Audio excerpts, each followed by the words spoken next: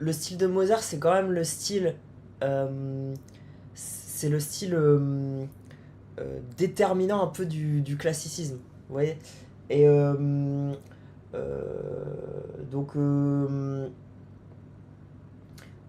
donc ouais, c'est très carré. Vous voyez, c'est très carré, bah, un peu comme, vous voyez, la musique ressemble au jardin français, par exemple de Versailles de l'époque.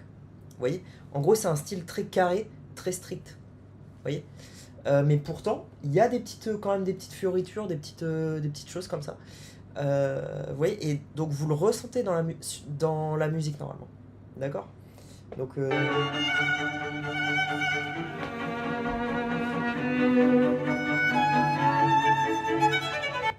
donc voilà. Je me souviens plus du tout, vous voyez, de ce que j'avais dit. Là, j'essaye de retrouver, vous voyez, en écoutant, mais je me souviens plus du tout. Ah, unexpected error.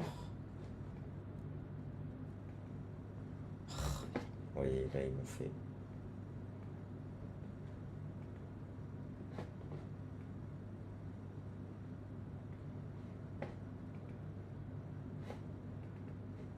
Ouais. Donc, vous voyez, c'est fou, hein. Ils sont cons, hein. Ils sont cons, ils sont cons. Moi, je comprends pas l'intérêt de faire ça, hein, honnêtement. Mais voilà. Donc,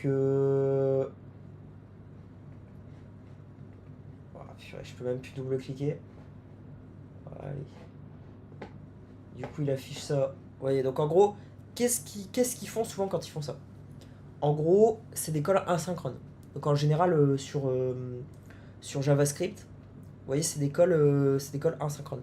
Donc qu'est-ce que c'est un call asynchrone? En gros, c'est quand vous cliquez sur un bouton, eh bien, il va y avoir un engine. Vous voyez, donc ils ont démonté l'engine, hein, littéralement. Donc en gros, donc comme parfois ils font avec mon cerveau.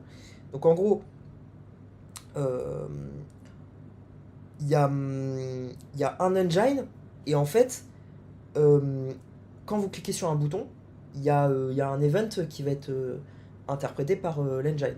Et donc il y a un scheduler, vous voyez, il y a un scheduler qui en gros exécute les tâches, vous voyez. Et en gros, ce qui s'est passé, c'est que euh, ils ont, en gros, artificiellement, ils ralentissent tous les calls asynchrones, ou en gros, ils mélangent les calls asynchrones aussi. Et c'est pour ça que parfois ça ne fonctionne pas. D'accord. Donc souvent, en gros, ils font ça. D'accord. Donc ça, je vais clipper. Voilà pour que vous sachiez.